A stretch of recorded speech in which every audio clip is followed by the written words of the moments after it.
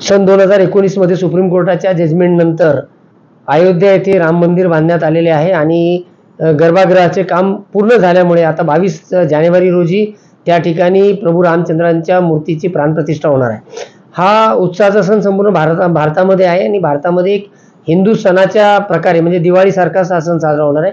त्यामुळे आम्हाला अपेक्षित आहे की उद्या दुपारी ज्या वेळेला अयोध्येमध्ये पूजा अर्चना केली जाईल त्याच वेळेला शहरामधील बऱ्याच मंदिरमध्ये देखील पूजा अर्चा आणि आरती इत्यादी केले जातील।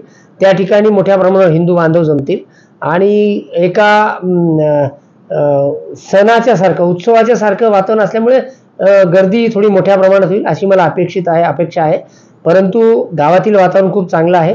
आज मी एक बैठक घेतली ज्याच्यामध्ये बरेचसे उलेमा देखील आले होते आणि बरेचसे सामाजिक संघटनाचे पदाधिकारी होते, विविध स्तरातील लोक त्या ठिकाणी उपस्थित होते। आम्ही चर्चा केली आणि त्या ठिकाणी हा महत्त्वाचा विषय आहे असा झाला की ज्या वेळेला हिंदूंचा सण असतो त्यावेळेला तो साजरा होतो, मुस्लिम बांधवांकडून सहकार्य असतं, मुस्लिम बांधवांचा सण असतो त्यावेळेला हिंदूंकडून सहकार्य असतं आणि अशाच खेळीमेळीच्या वातावरणात देखील उद्याचा बंदोबस्त होईल असं सर्वांनी आश्वासन देखील दिलेलं आहे आणि मला खात्री आहे।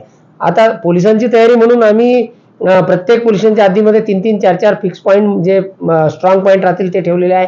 पेट्रोलिंगची वाढ केलेली आहे, एक SRPF आपल्याकडे आलेली आहे, एक RAFची कंपनी आलेली आहे। तर अशा प्रकारे सफिशियंट फोर्स आपल्याकडे आहे, परंतु वातावरण खूप चांगलं आहे आणि मला असं वाटतं की अगदी चांगल्या वातावरणात उद्याचा उत्सव पार पडेल। मी लोकांना असं आवाहन करेल की छोट्या गोष्टीला त्यांनी रिॲक्ट करू नये।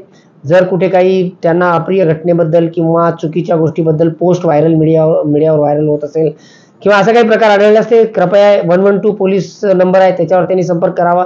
आमचा YouTube चॅनल आहे, फेसबुक आहे, इंस्टाग्राम आहे, याच्यावर आपण आमच्यासोबत कनेक्ट असावं आणि जे काही घडत असेल किंवा काही असा प्रकार आढळला तर पोलिसांशी संपर्क करावा आणि ती परिस्थिती पोलिसांना हाताळू द्यावी। लोकांनी स्वतःहून परिस्थिती हाताळण्याचा प्रयत्न करू नये।